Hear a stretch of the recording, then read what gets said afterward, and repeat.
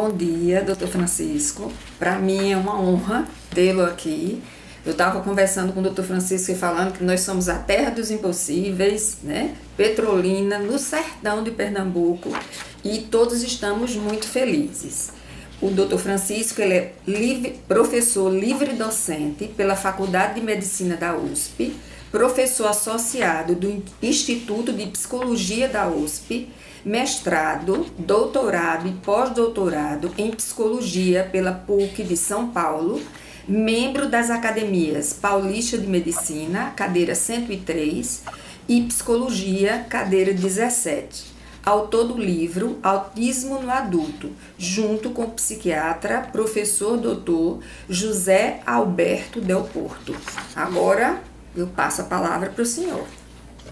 Muito obrigado, eu queria agradecer a gentileza do convite e espero ser útil de alguma forma nesse tema que é um tema hoje tão explorado e tão banalizado pela própria mídia. Então, muito obrigado pelo convite mais uma vez. Eu Obrigado, vou senhor. passar os slides, vou pedir que os senhores me avisem se ele entrou, para que nós possamos dar início, então. Os slides entraram? Ok. Muito obrigado, então. Então, nós vamos tentar conversar um pouquinho sobre autismo no adulto. Na verdade, se nós formos ser puristas, nós iríamos falar de autismo ou pessoas autistas que cresceram e ficaram adultas, né? Porque nós estamos falando de um transtorno de desenvolvimento, de aparecimento precoce, e que, portanto, ninguém fica autista adulto. São pessoas autistas que crescem. Então, a primeira questão seria essa. E isso é importante, na minha opinião, por causa das demandas que vêm sendo feitas. É muito difícil imaginar que alguém descobriu que é autista com 50 anos de idade. Por quê? Porque autismo é um quadro grave que ocorre desde muito cedo.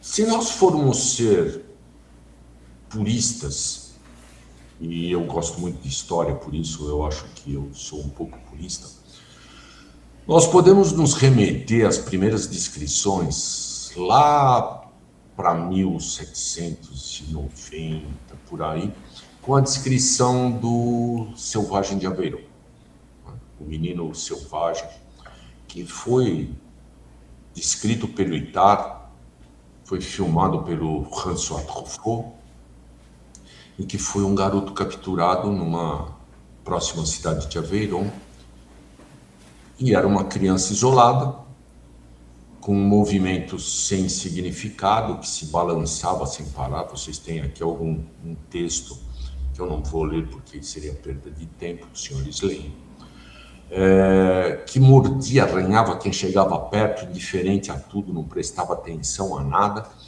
e que provocou uma curiosidade extrema. Foi avaliado, inclusive, pelo Pinel, que é uma das autoridades psiquiátricas da época, que o considera usando os termos da época, por favor, dentro da classificação, Pinel vai dizer que ele é um idiota, que é a classificação usada na época, o termo usado, e que não tem o que fazer. E ele é levado para um outro psiquiatra, que é o chefe da seção de surdos mudos de Paris, que é um psiquiatra mais jovem, Jean Itard, que é um discípulo do Pestalozzi, estudou com Pestalozzi, e que é profundamente influenciado pelas novas ideias que permeiam o fim do século XVIII. E esse psiquiatra começa a trabalhar com ele. E é a primeira tentativa de uma abordagem médico-pedagógica sobre deficiência. E ele trabalha com essas finalidades que os senhores estão vendo na tela. Pelo isolamento, atraí-lo para a vida social, despertando o interesse dele, principalmente vinculando a afetividade, para facilitar o seu aprendizado e a sua relação com os outros, inclusive desenvolvendo uma linguagem que, quando ele é capturado, ele não possui, e ensinando a manipular os objetos que estão próximos para satisfazer as suas necessidades. O trabalho do Ittar, para quem tiver interesse, é possível de ser encontrado, e é a descrição de todo o tempo de trabalho que ele tem com o Vitor de Aveyron até a morte do Vitor por um quadro que não tem nada a ver com o autismo. Posteriormente, outros quadros, outras crianças similares são descritas, e para nós falarmos do adulto, a gente tem que falar do conceito. Conceitos são básicos, né? Autismo não é uma somatória de listagem de sinais que a gente tica e com isso diz que isso é um autismo. Uma descrição que não se dá muita importância, mas talvez seja a primeira, é dessa russa, dessa psiquiatra russa, doutora Grunia Efimovna, em 26. E ela fala de crianças isoladas, com dificuldade adaptativa, que nunca se inserem nesse ambiente, mesmo que elas tenham uma inteligência acima, né? E que elas se isolam. E que, sob o ponto de vista afetivo, elas têm uma planura, uma superficialidade afetiva, mas que é meio paradoxal, porque mistura momentos de anestesia afetiva com momentos de irritabilidade e fortes explosões, que é o que, com a terminologia da época, ela vai chamar de proporção psicoestética descrita pelo Kreshmer. Ela ainda cita outras alterações vinculadas à rigidez de pensamento, com dificuldades de adaptação ao novo, estereotipias, neologismos. Embora ela não cite obrigatoriamente quadros de negativismo. A descrição da doutora Grunia passa despercebida, até por uma questão que nós temos que considerar importante. Ela escreve em russo, né? Que é uma língua a qual o Ocidente tem pouco acesso. Entretanto, em 43, um psiquiatra aqui, aí uma série de coincidências interessantes, que é ucraniano, naturalizado norte-americano para trabalhar na Johns Hopkins University, que é o Leo Kanner. Ele descreve um grupo de crianças com um quadro característico, que ele fala em isolamento extremo. Ele dizia como se tivesse uma parede entre você e essa criança. Atividades ritualísticas, que ele define assim, uma tendência à mesmice. Estereotipias gestuais, principalmente bater de braços como se fossem asas de pássaros. E alterações linguísticas, como é colar ali, inversão pronominal, uma linguagem idiosincrática, muitas vezes sem função comunicativa. E ele dá esse grupo de crianças como pertencendo a uma categoria que ele denomina de distúrbios autísticos do contato afetivo. Ele não fabrica esse nome. Autismo é um sintoma descrito por um outro psiquiatra alemão, o Bleuler, em 1910, sobre quadros de esquizofrenia. Então, a primeira descrição de autismo é enquanto sintoma de uma doença grave, que é a esquizofrenia, e que o Kanner utiliza para descrever esse grupo de crianças. Em 44, ou seja, um ano depois, um pediatra austríaco Então, se os senhores pensarem, nós estamos o tempo inteiro na Europa Central, praticamente, que é o Hans Asperger, descreve um grupo de crianças também com dificuldades na área social, na linguagem, e ele usa o nome de psicopatia autística. Ele se vale do mesmo nome que o Kanner utiliza. E ele usa psicopatia porque ele considera esse grupo um transtorno de personalidade. É um grupo com um comprometimento cognitivo menor, com um comprometimento linguístico menor, com interesses específicos marcados, que poderíamos considerar como representativos dessa tendência à mesmice. E ele descreve ainda um desajeitamento motor. Hoje existem muitos trabalhos críticos a essa visão do Asperger, porque os senhores têm que pensar que 44, quando ele publica, ele já viu as crianças antes, óbvio.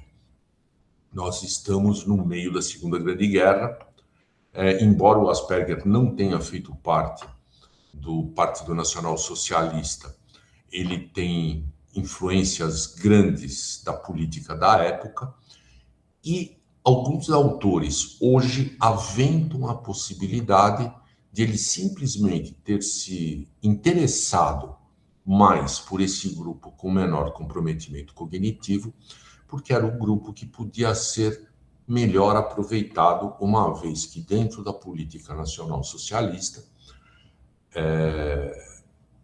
os muito comprometidos participaram de um programa de extermínio durante esse período do tempo. Para nós pensarmos um pouquinho, principalmente devido à vulgarização que tem sido feita sobre autismo, nós vamos voltar para o Bloiler um pouquinho. E o Bloiler pensa autismo assim. São indivíduos que bloqueiam os estímulos sensoriais que vêm do mundo. Na medida em que eu não tenho feedback do mundo, eu passo a seguir as minhas próprias leis internas, psíquicas, sem a lógica que a intersubjetividade me proporciona. E aí se caracteriza um pensamento interiorizado próprio. Isso é o pensamento autístico do Bloiler. E o que seria o isolamento autístico? Eu gosto dessa descrição, que é de um outro psiquiatra da época, que é o Ronk, porque dá a dimensão de algumas afirmações que são feitas hoje de forma leviana. Ele descreve assim: no encontro com esse doente autístico, e aí ele está falando de autismo esquizofrênico, o pesquisador experimenta um sentimento de estranheza que provém da quebra de rapport mútuo, normal, que se estabelece quando duas pessoas se encontram. O instinto de aproximação e suas expressões se acham perturbados de um só lado apenas. Mas a tendência à aproximação por parte do observador esbarra com a ausência de aproximação por parte do outro. E aqui tem uma coisa interessantíssima que ninguém tem levado em consideração. A ideia básica de autismo é a oposta do que as pessoas falam. Não é ele que não gosta de estar comigo. Sou eu que tento e não consigo me aproximar dele. Isso é o rapport mútuo. É eu chegar perto de alguém e perceber a reciprocidade, a criação de um espaço intersubjetivo onde se estabelece a relação e o qual no autismo se esbarra com uma barreira. Essa é a frase do Kanner quando ele diz: é como se tivesse uma parede entre você e ele. Você não chega. Não é eu não gosto de pessoas, eu não me sinto bem com pessoas. Isso é fobia social, é outra coisa. Então, essa questão é interessante. E essa dificuldade de interação social que as pessoas têm minimizado e colocado como se fosse simplesmente uma mera questão de o outro não me entende, não é não, né? O déficit de interação social, ele é fundamental sob o ponto de vista adaptativo em um animal que é gregário como o homem. Por quê? Porque ele me dá todas essas possibilidades que são fundamentais para um bicho gregário. É ele que me permite empatia e é a empatia que me permite estabelecer esse espaço intersubjetivo. É ele que me faz saber usar civilidade, né, que são as regras sociais que eu tenho que perceber para utilizar, para poder viver em grupo. É essa interação social que me permite aproximar do outro, fazer amizades, e as amizades são feitas em cima de eu conseguir mostrar ao outro quem eu sou, o que me agrada, o que me desagrada, aquilo que eu concordo ou discordo, mas sabendo negociar interesses o tempo todo. E, por tabela, resolver os problemas interpessoais que me aparecem, me autocontrolando e expressando de forma adequada ao grupo aquilo que eu sinto. E em cima de tudo isso é que eu consigo me relacionar social, laboral, academicamente. Ou seja, são essas habilidades sociais que me permitem viver em grupo. E são essas habilidades sociais que são prejudicadas no autismo. A verdade é que foi mudando o conceito de autismo. Se os senhores pensarem, até a CID-8, nós estamos na 10, a 11 entra em vigor somente em 2027 no Brasil. Então, até a CID-8, não se cita autismo. Na 8, ele é citado como uma forma de esquizofrenia. O DSM-1 e 2 não citam autismo. E o 2 sai em 1968, ou seja, 25 anos depois da descrição do Kanner. Eles são descritos dentro do tópico de esquizofrenia infantil.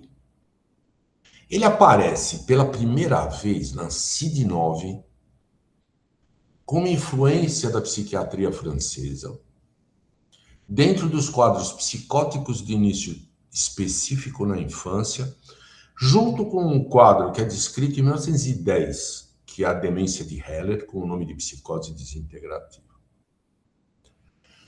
A grande mudança que vai aparecer é em 1980 com o DSM-3, que muda o nome e muda o conceito.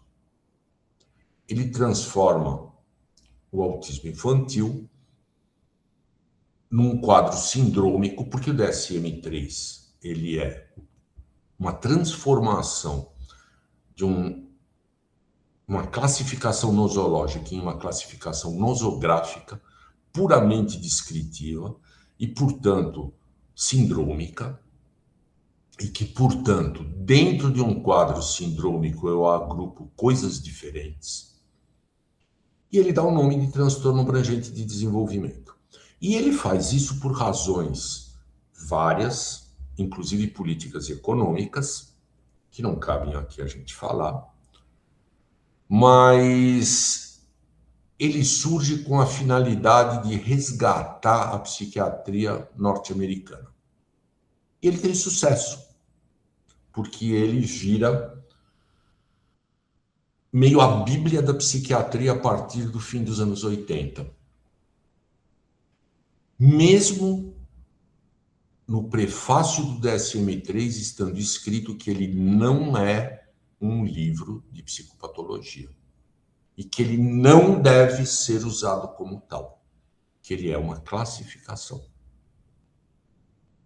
Entretanto, ele passa a ser usado como um livro de estudo, coisa que ele não é.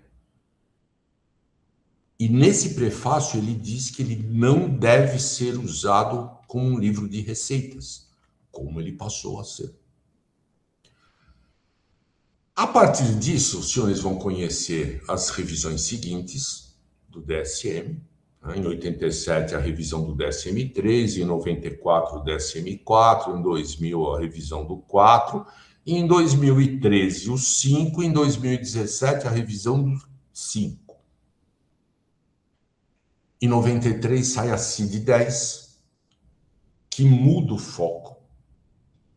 Por questões políticas e econômicas também, ela passa a seguir o DSM, e aí muda o nome, né? Ela vira o autismo vira um transtorno abrangente de desenvolvimento, e eu friso isso sempre, porque isso não é uma mudança em função de mudanças decorrentes de grandes descobertas. Não, é uma mudança conceitual,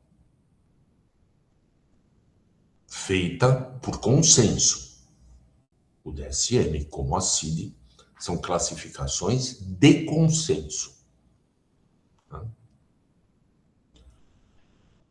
Então, aí, a grande mudança que vai aparecer vai ser um conceito no DSM-5, que é uma mudança de conceito novamente, que é a de se considerar o espectro. Você achou que isso era uma grande novidade, né? E as pessoas passaram a falar que era uma evolução? Não. A ideia de espectro autístico vem dos anos 90, né? De várias pesquisadoras. E a ideia de espectro trouxe aquilo que nós poderíamos dizer a confusão conceitual que nós fazemos hoje. O que se faz hoje de forma vinculada a boa ou má fé, depende de quem usa. Porque o ponto de corte de um espectro, ou eu tenho marcadores muito claros, e eu não tenho isso no autismo, ou eu aumento tanto a categoria que ela não serve mais para nada. Aliás, essa foi a declaração da professora Tafrit na última entrevista que ela deu, e que deu margem a uma porção de pessoas dizendo que ela não tinha o direito de falar isso. Ela não só tinha o direito, como ela está corretíssima. Essa ideia foi prejudicial e o termo espectro não serve para nada hoje. Aliás, piorou o diagnóstico, sobremaneira. Então, hoje, autismo é isso aí.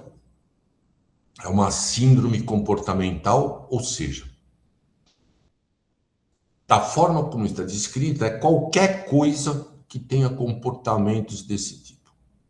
Para os senhores entenderem a enormidade disso, imaginem eu falar de uma doença que seja uma síndrome pulmonar com etiologias múltiplas que evoluem para falência pulmonar, caracterizada por febre, tosse, submaciez e outras coisas.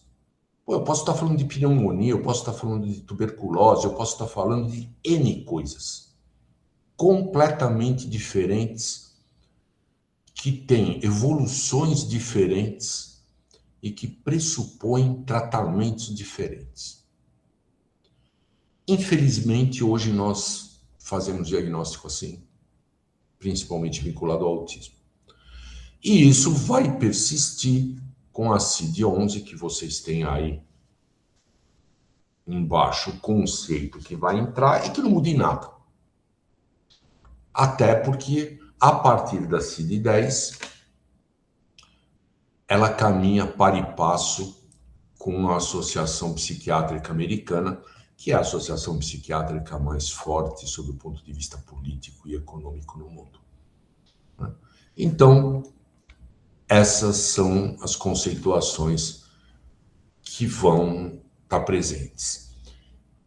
E aí, quando eu penso crianças pequenas, e para falar de adulto, eu tenho que falar de criança, porque é um quadro que começa na criança. Eu tenho crianças que já têm dificuldade em atenção dividida, que é uma coisa que se observa ao redor do primeiro ano. Eu olho para um lugar e o bebê de 1 ano olha junto. Bebês de 1 ano copiam movimentos. Você pisca para o bebê e ele pisca junto. Bebês de 8 meses reconhecem afeto. Você pega o pé do seu neto, chacoalha, brinca e ri, e ele ri junto. Você fala bravo com ele, ele chora.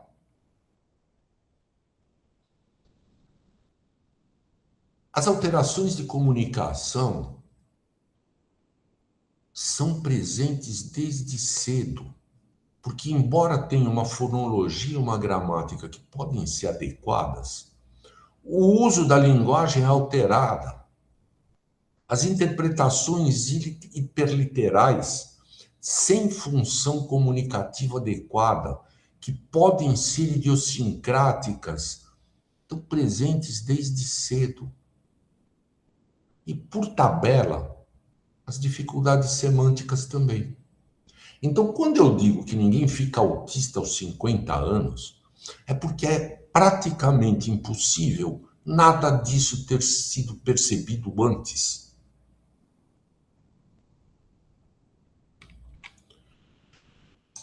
E as alterações de imaginação são extremamente importantes. Uma criança, a partir dos 2 anos, ela sai dos jogos de imitação, dos brinquedos de imitação, e ela entra em jogos simbólicos.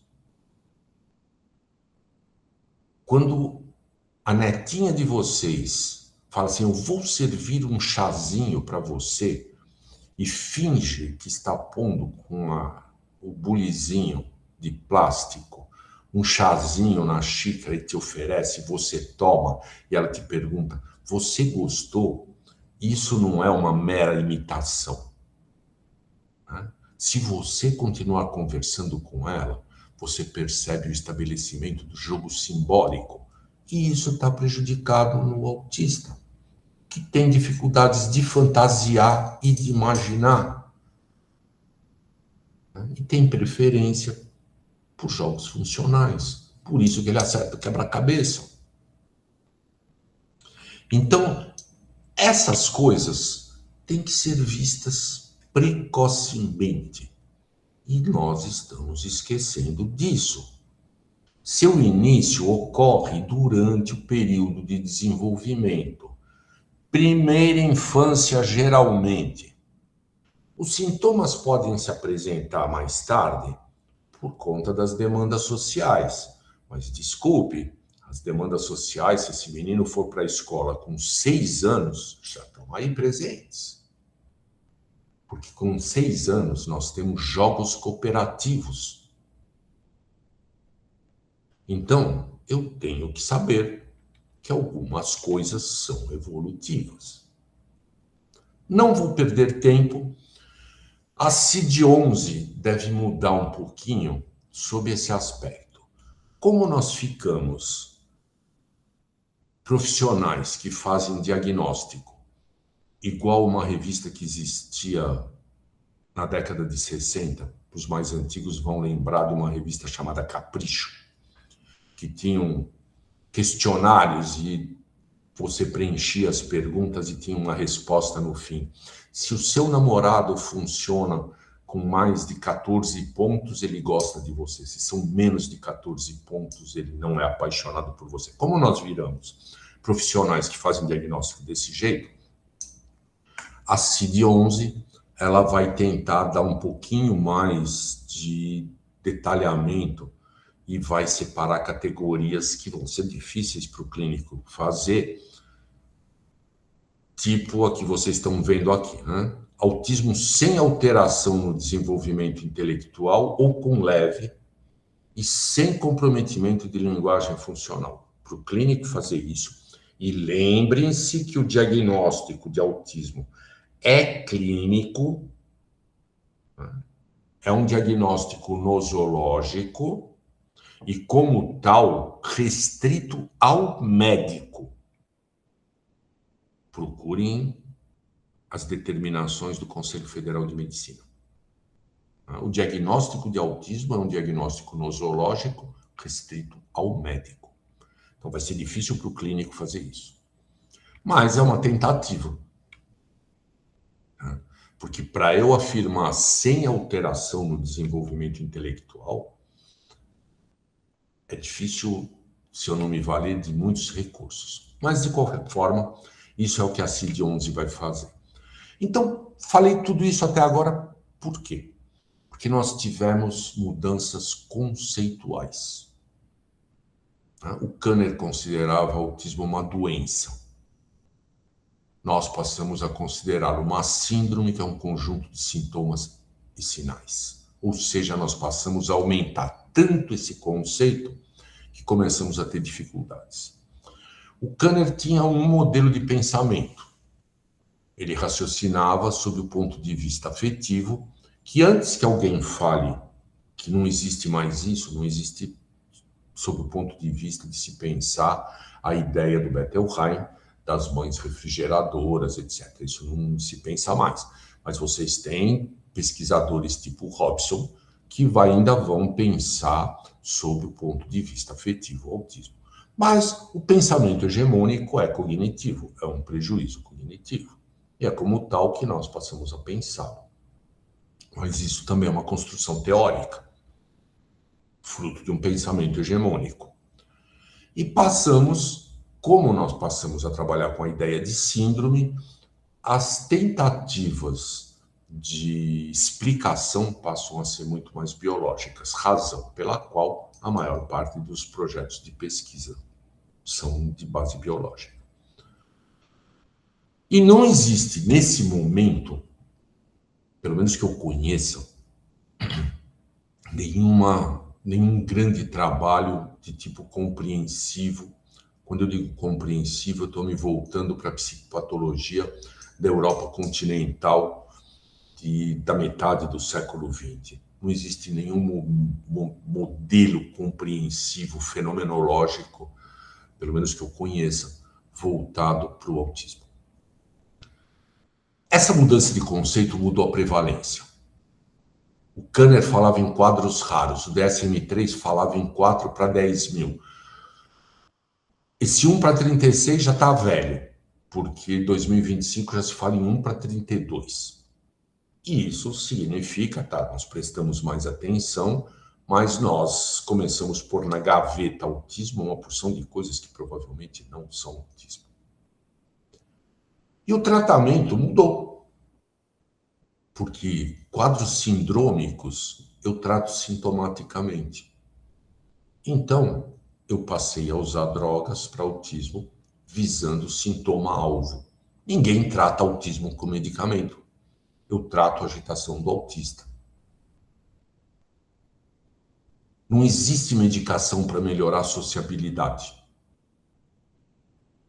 Eu trato a agitação, eu diminuo as estereotipias e muito poucas outras coisas.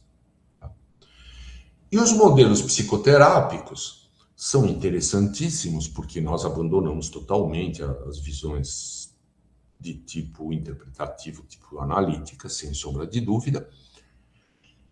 E mesmo tendo um discurso inclusivo,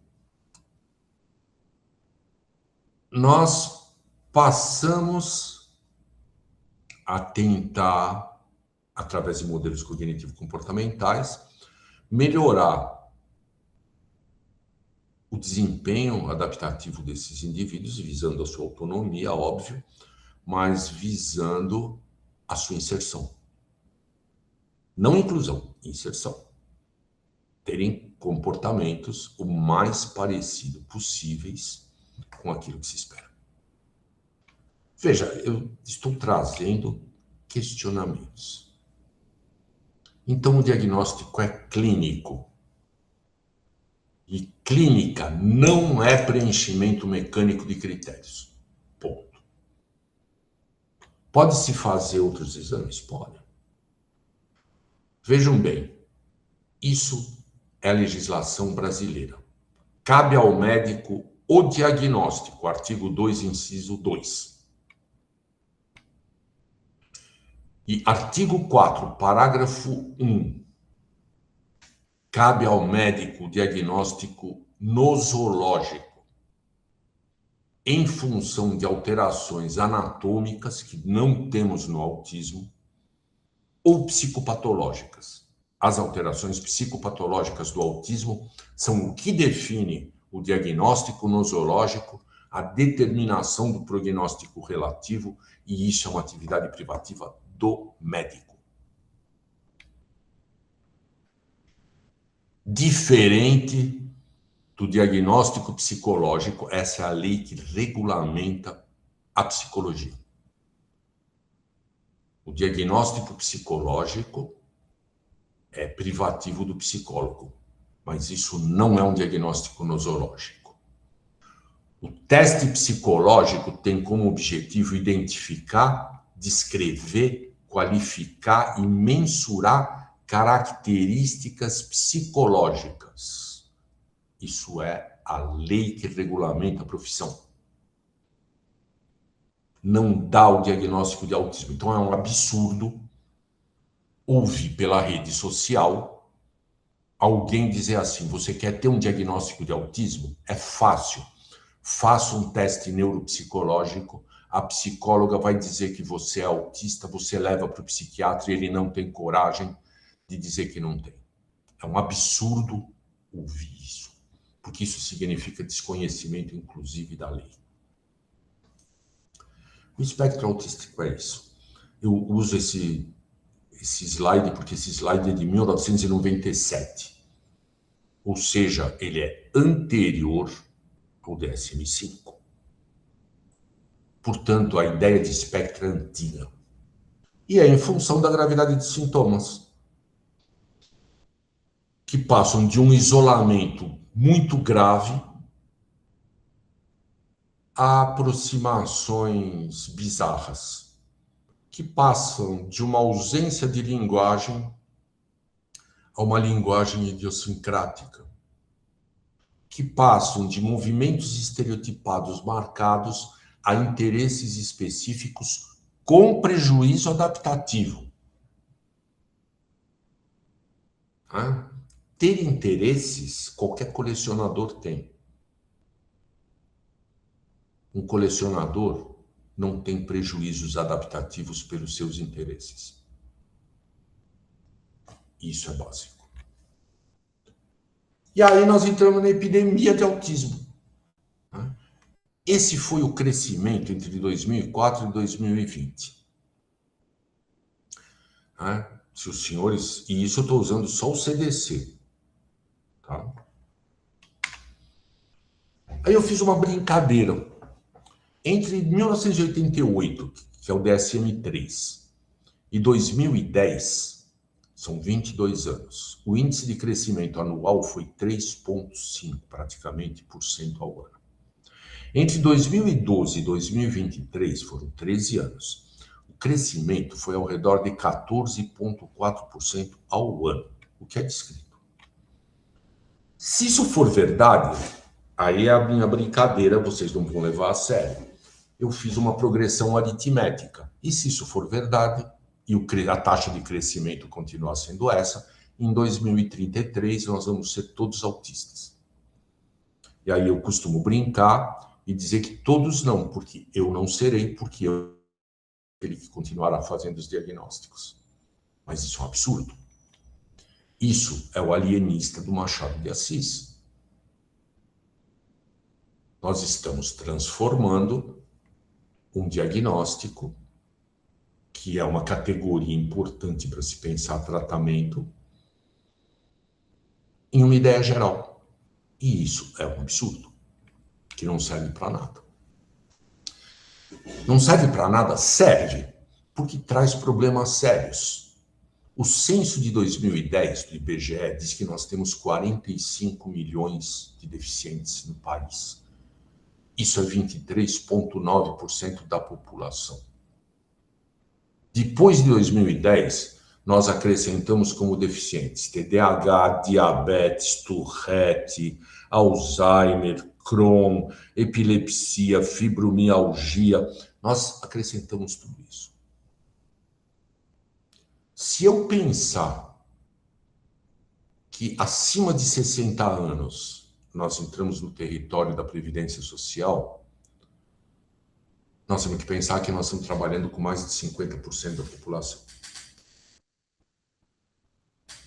Se eu pensar que uma outra parcela é menor de 18 anos e, portanto, é uma população não produtiva, nós passamos dos 50%. E isso traz um problema a médio e longo prazo para a Previdência Social, que é quem vai pagar tudo isso. Porque a Previdência Social, em qualquer país razoável, ela é mantida pela população produtiva sobre aqueles que não conseguem produzir mais. No nosso caso, a pergunta é essa: quem vai pagar? Considerando que a saúde suplementar, que todo mundo fala e que as brigas todas são em cima da saúde suplementar e não do INSS, representa menos de 25% da população. Então, assim, quem vai pagar? Essa é uma questão interessante. E aí a gente entra num território que as pessoas não gostam de ver, que é a funcionalidade. Esse esqueminha é um esqueminha evolutivo. Eu tenho limitações genéticas, ambientais e históricas.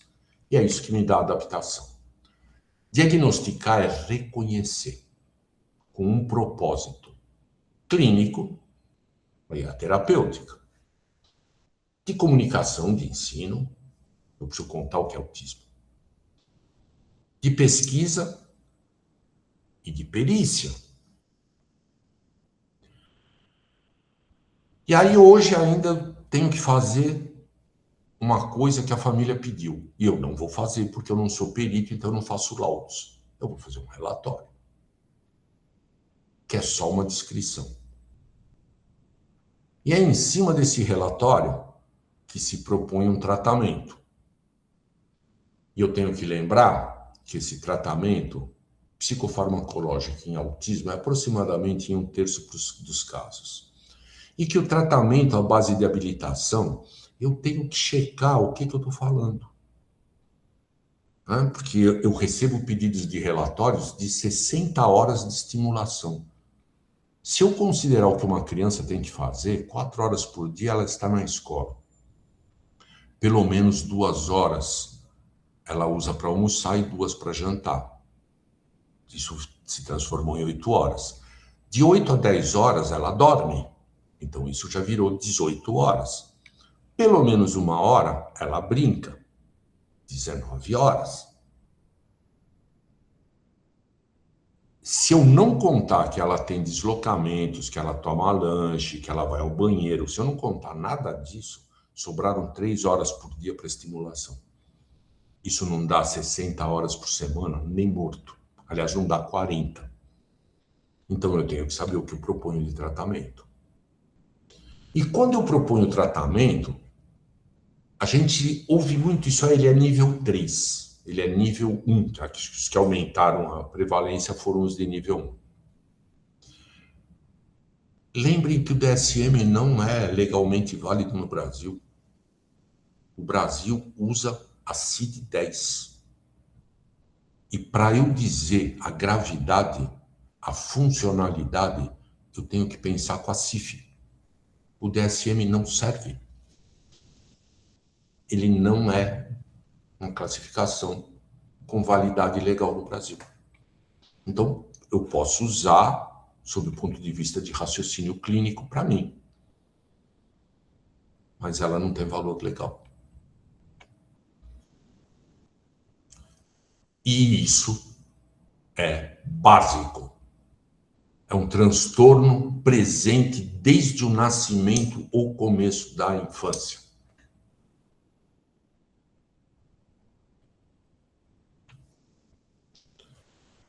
Com consequências pessoais, familiares e sociais. Esse é o modelo da deficiência. da OMS, da Unesco, da Unicef, de quem vocês quiserem. Com diminuição de autonomia, mobilidade, lazer, integração, independência e conduta, demandando cuidados, custo e alteração nas relações sociais. Por isso é inadmissível alguém que demanda um emprego dizer que não tem prejuízo nenhum. Se não tem prejuízo nenhum, não é deficiente. E se é prejuízo, qual é o prejuízo? Deficiência diz respeito a uma anomalia de estrutura. Autismo não tem. Mas ele tem incapacidades, que são consequências de uma deficiência que eu não consigo detectar, pelo menos com a tecnologia atual. E que alteram o rendimento funcional e de atividade. Não é a felicidade. Ser infeliz não é doença. E essa incapacidade me dá um prejuízo, que são limitações e adaptação. E eu tenho que lembrar que eu posso ter deficiência e não ter alteração de capacidade. É uma desfiguração decorrente de lepra, é uma deficiência, mas não é limitação de capacidade. Eu posso ter problema de capacidade sem deficiência, um cardíaco. Eu posso ter problemas de desempenho sem deficiência, um grande depressivo. Eu posso ter limitação de capacidade quando eu estou sem assistência e nenhum problema de desempenho no ambiente habitual. Ué, se eu mudo as portas, os corredores e dou uma cadeira de rodas legal, essa deficiência é suprida. E eu posso ter o contrário. Alguém que não tem nada é institucionalizado, ou como a gente viu nas crianças durante a pandemia de Covid, que ficaram 2 anos sem contato com ninguém, só brincando com o joguinho eletrônico, um déficit no desenvolvimento, inclusive na sociabilidade e na linguagem. Né? Então, eu tenho que ter claro isso. E quando eu avalio adaptação, eu tenho que pensar tudo isso. Que funções, que deficiências, que tarefas. Quem faz isso é o médico do trabalho, não? Porque ele vai ver funções e estruturas do corpo, isso o clínico pode fazer. Mas atividades de participação não fazem parte do meu departamento. Quem vê isso é o médico do trabalho. Fatores ambientais, fatores pessoais. Não sou eu que vou dizer que precisa aumentar o corredor.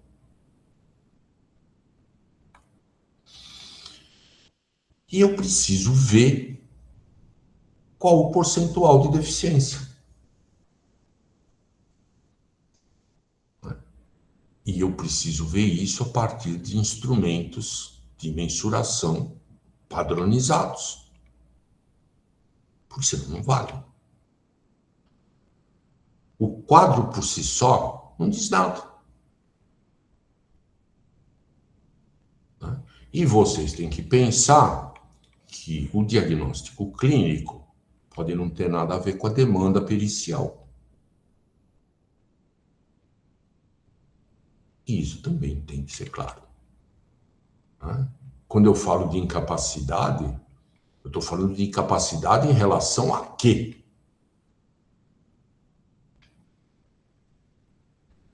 A relações interpessoais. Ele não consegue ficar no ambiente de trabalho, mas consegue ir para a balada. Isso não é prejuízo interpessoal, né?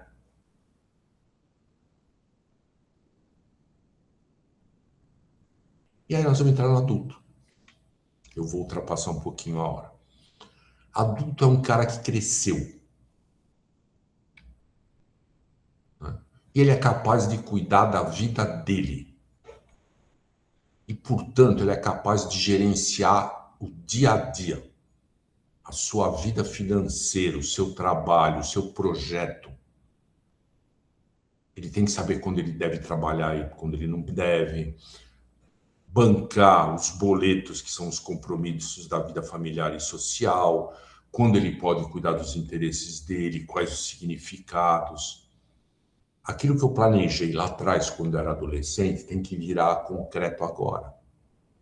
Perceber as besteiras que eu fiz, as escolhas ruins e mudar. E ser adulto é solitário. Você vive a sua vida sozinho. Você pode dividir com alguém, mas a vida é sua. Inclusive sua vida emocional. Então, ser adulto é ser autossuficiente, econômica, social e emocionalmente. E entender quem você é, inclusive com os limites. Por quê?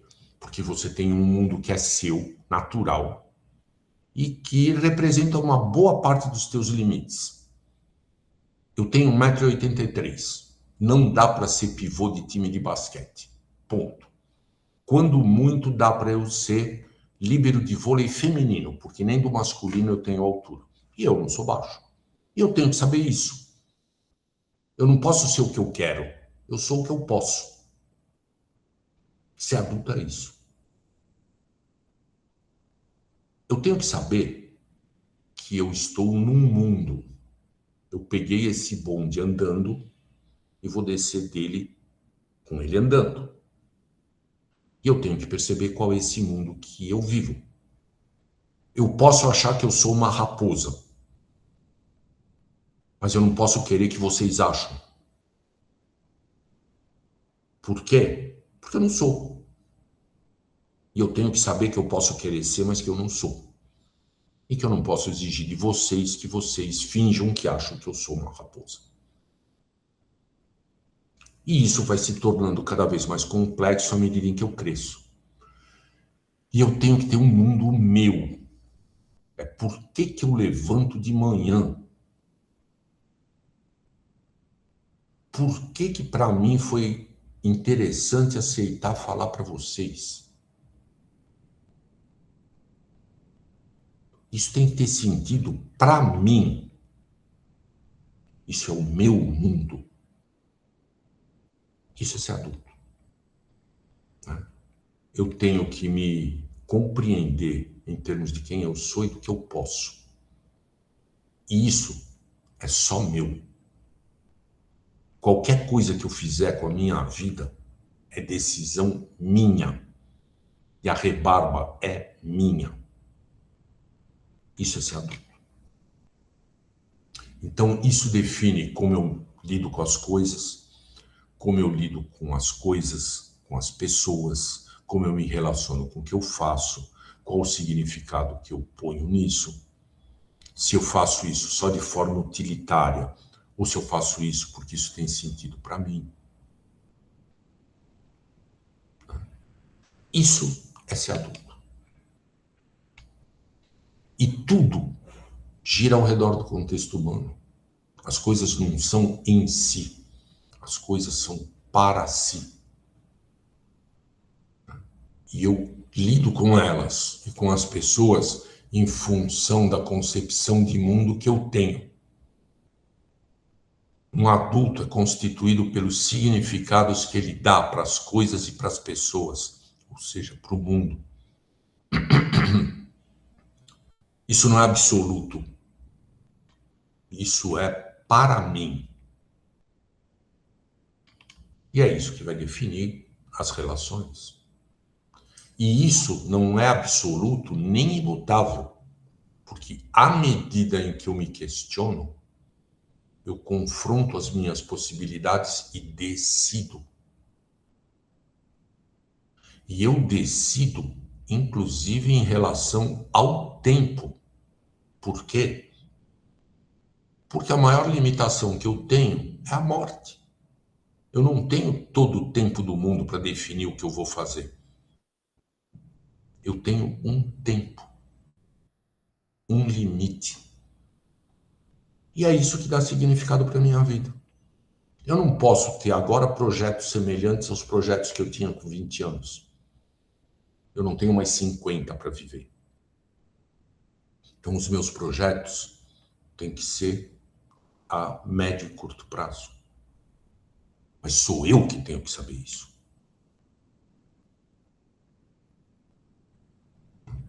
Se ele não consegue perceber isso, ele tem dificuldade de viver. E não adianta eu dar possibilidades. Um adulto cria e escolhe possibilidades. Isso é um adulto.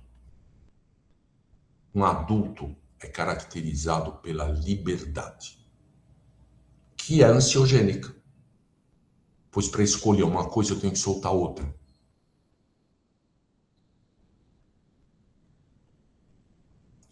E aí a gente tem um primeiro probleminha para pensar um autista de verdade. Como é escolher com tendência à mesmice?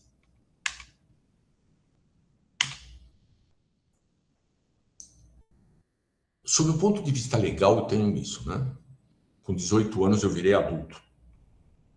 Então eu sou responsável por todos os atos da vida civil. Eu posso ser interditado por incapacidade absoluta ou relativa.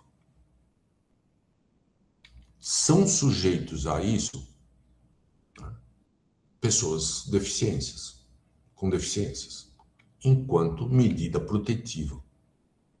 Porque se ele tem dificuldades de escolha, ele tem que ser protegido para não fazer escolhas más. Mas para ele.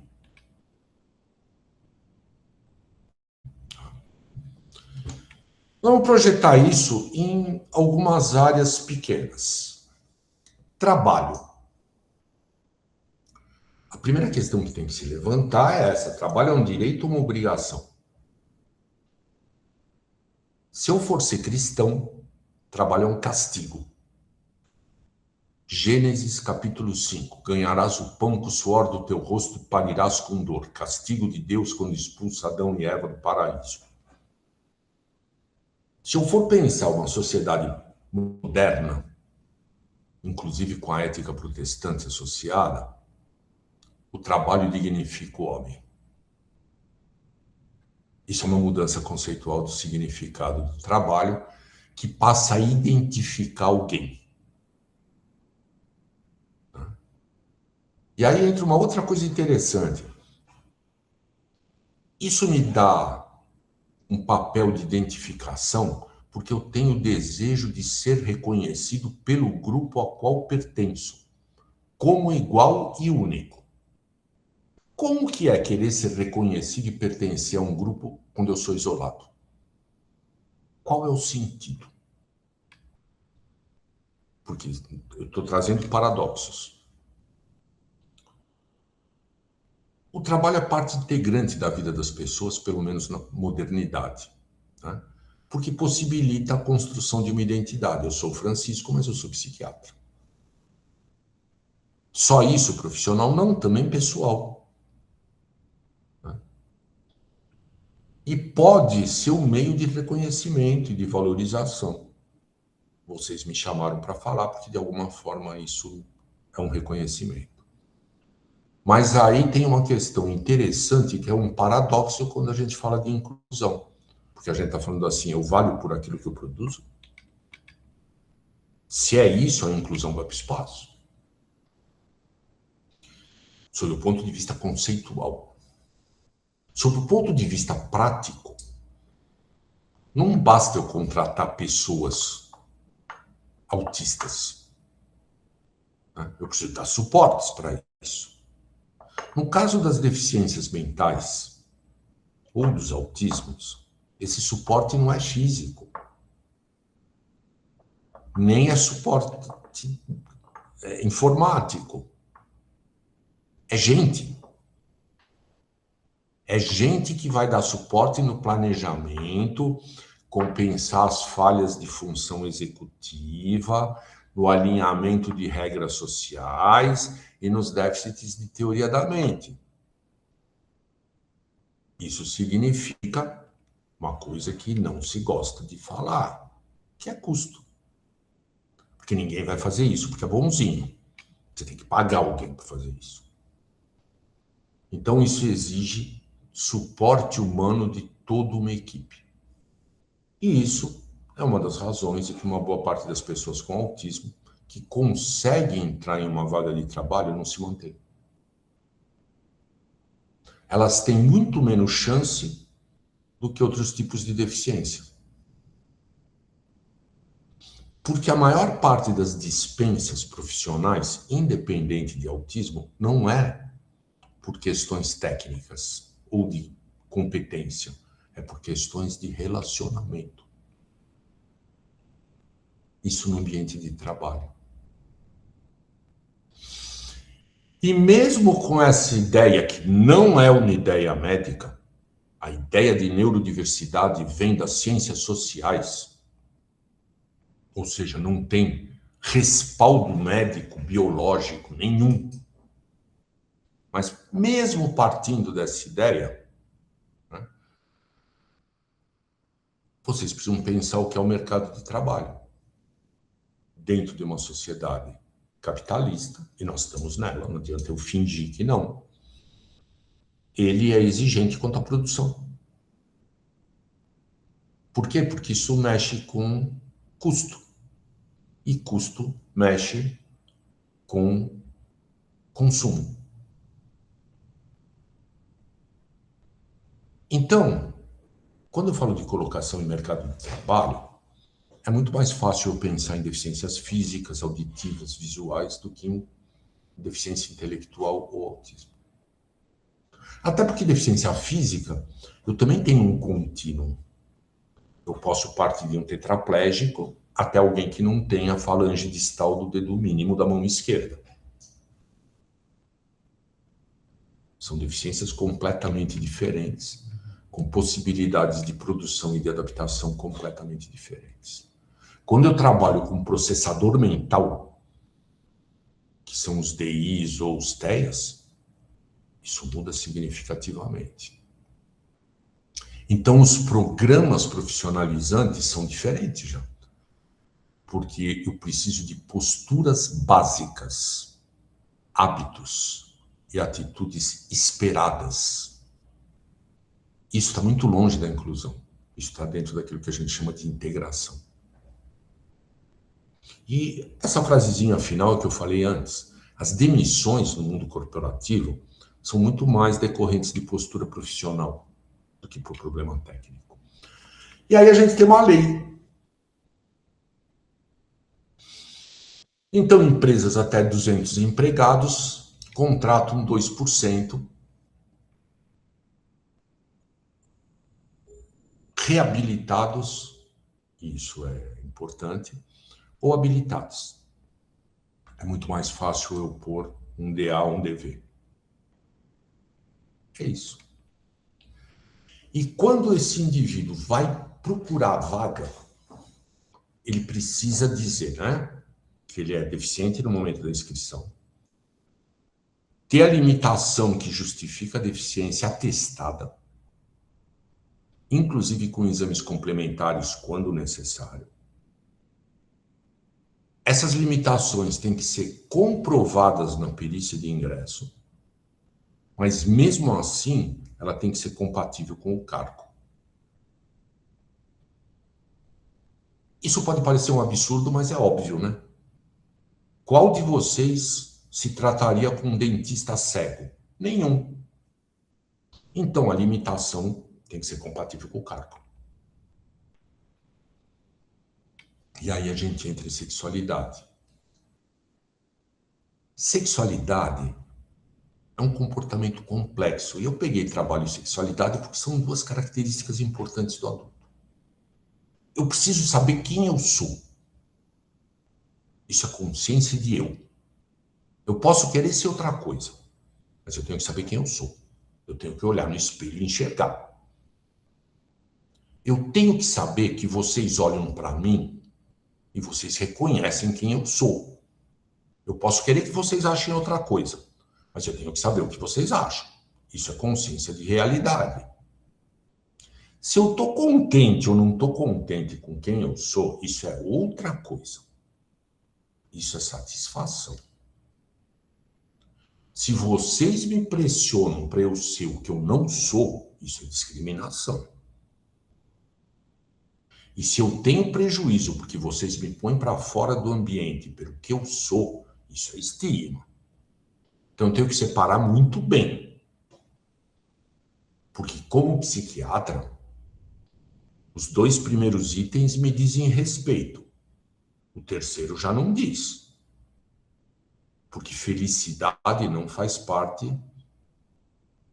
Aliás, a infelicidade não é uma doença mental.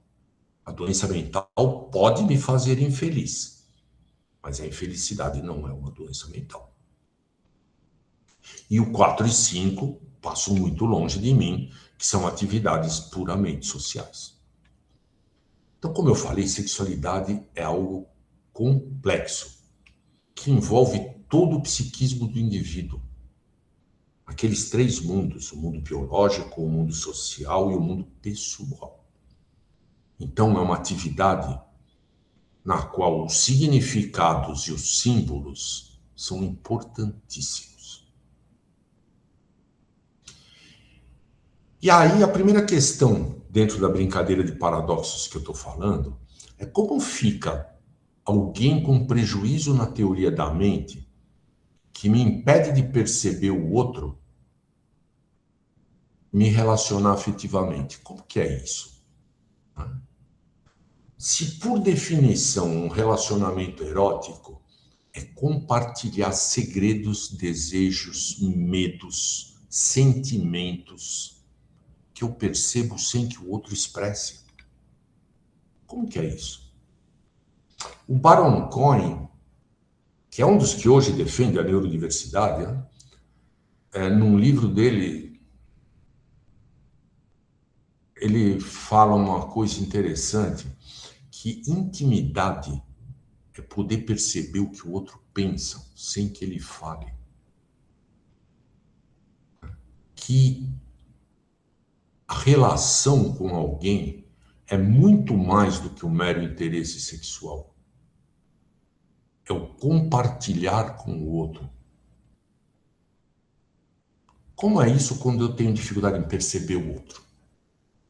E aí eu tenho 2 questões interessantes. Uma vinculada ao retardo mental, que, se eu for purista, ao redor de 70% dos autismos estão vinculados a retardo mental hoje, né?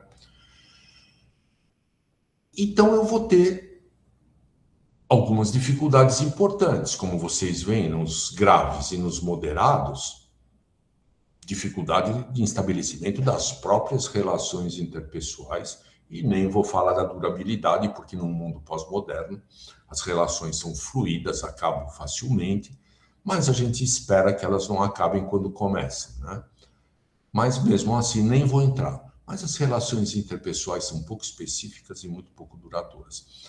A questão surge mais nos comprometimentos ou nas deficiências intelectuais leves, que vão trazer questões de papel, de expressão, e inclusive de se pensar objetivo. Se o objetivo é só o prazer sexual do momento, se o objetivo é o estabelecimento de uma relação afetiva duradoura, essa já pressupõe estratégias, essa já pressupõe perceber o que o outro pensa, né? Qualquer um de vocês que seja casado sabe muito bem quais estratégias cognitivas e afetivas são necessárias para a manutenção de uma relação duradoura.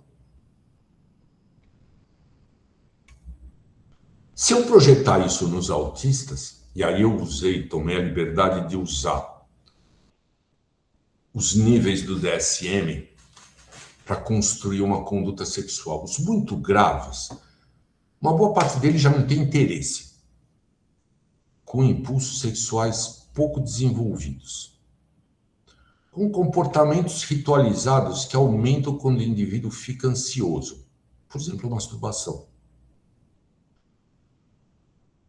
pela não percepção adequada do outro, com não respeito aos espaços interpessoais, com proximidade física inadequada, sem crítica, que ocasiona desconforto. E muitas vezes com ligações com objetos enquanto fonte de prazer. Bom, isso muito graves, o padrão geral seria esse. O nível intermediário, as manipulações corporais repetitivas com descontração, os jogos sexuais, independentemente de sexo, com curiosidade e exploração sexual, sem seleção de parceiros, muitas vezes, o que traz risco. Havendo interesse sexual, existem dificuldades em demonstrar as necessidades. Por quê? Porque os jogos sexuais têm regras, que são, inclusive, definidas socialmente. E esse indivíduo tem dificuldade na compreensão dessas regras, que envolvem privacidade, sociabilidade, vergonha, uma série de coisas. E o nível 1 é interessante, porque aqui moram algumas das questões que eu discuto. No nível 1, a gente tem comportamentos eco. Isso é descrito por vários autores. Possível percepção de diferenças entre o próprio corpo e o de um corpo de sexo oposto, com dificuldade em compreensão das condutas que as diferenças demandam e as inadequadas. Um paciente meu tinha uma frase boa, a mulher reclamava, casado, a mulher reclamava que ele não mandava flores nas datas específicas. Ele falava, mas por quê? Elas morrem. Não tem sentido mandar flores. Não tem sentido para ele, para o outro tem. Isso é uma conduta inadequada. A gente manda flores, muitas vezes não é porque a gente quer, porque a gente quer satisfazer o outro. Isso foi só um exemplo todo. Dificuldade de escolha de parceiros específicos. Um deles fala assim, eu não quero me ligar com ninguém porque isso muda a constância na minha vida. A minha vida é boa porque ela é sempre igual. Me aproximar de alguém muda esse sempre igual. É ruim. Grande dificuldade em relacionamentos. E os comportamentos eco aparecem. Um menino meu, certa feita, dizia algo assim, esse ano foi muito bom. Eu consegui entrar na faculdade, tirar carta de motorista e arrumar uma namorada. Tudo que alguém com a minha idade tem que fazer. Isso é um comportamento eco. Ninguém arruma uma namorada porque é o que eu preciso fazer. Esse mesmo menino, quando a namorada deu-lhe um pontapé, e eu tolamente fui tentar consolá-lo e disse, mas você vai arrumar outra namorada? Me respondeu assim, mas para quê? Eu já sei como funciona. Isso é um comportamento eco. E aí a gente tem um problema final, que é autistas crescem, ficam adultos e envelhecem. E quando eles envelhecem, a proximidade da morte dos pais, se já não aconteceu, está para acontecer. E aí eles vão ficar aonde? Teoricamente, se garante por lei que eles têm onde morar. Na prática, isso não existe. Porque a gente tem modelos de residências, de cuidados contínuos com supervisão, nós temos modelos de residências de cuidado pessoal, residências adotivas é brincadeira, né? Porque ninguém fica nem com a avó que tem Alzheimer, quanto mais com o irmão autista que envelheceu, né? Então, são questões bem interessantes para pensar. Continuar com a família natural é uma coisa que a política fala muito. A gente não pode afastar da família. E eu costumo brincar, quando eu dou aula, e falar uma coisa interessante. Como a maioria das vezes eu dou aula e a maioria dos assistentes são mulheres, eu costumo fazer uma pergunta. Qual de vocês, quando casasse, levaria a sogra para morar junto, mesmo a sogra não tendo nada? E todo mundo dá risada porque o casamento não duraria, na maior parte das vezes. E aí eu falo assim, troquem a sogra por um cunhado de 40 anos que vocês precisam levar ao banheiro. E vocês me digam qual de vocês leva.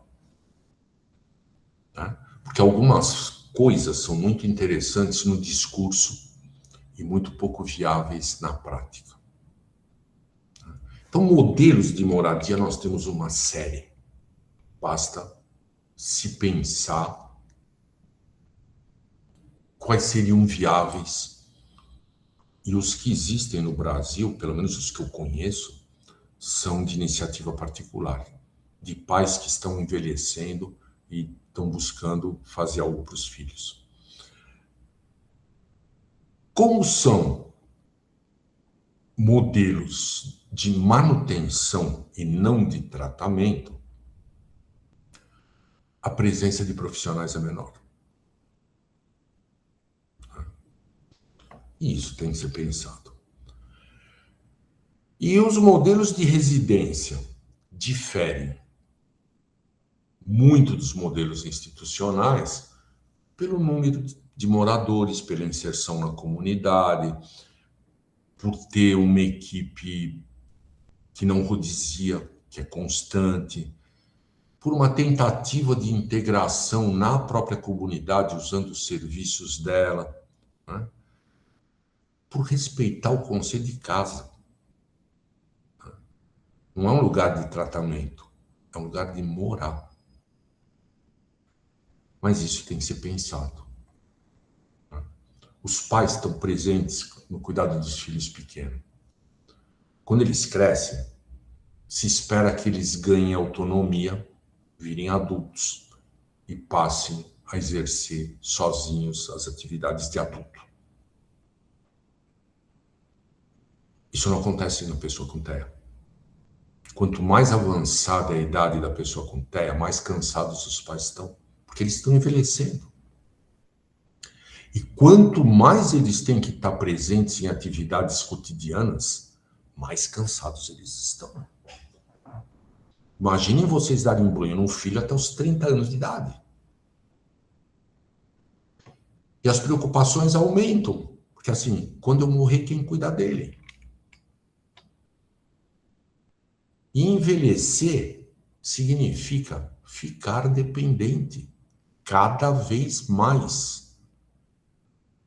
Mesmo que não haja uma condição patológica que requer essa assistência. A dependência vai aumentando com o tempo. E a idade também. Nós estamos envelhecendo cada vez mais. E tudo que define o autista permanece. Mesmo que tenha sido trabalhado ao longo da infância, não desaparece.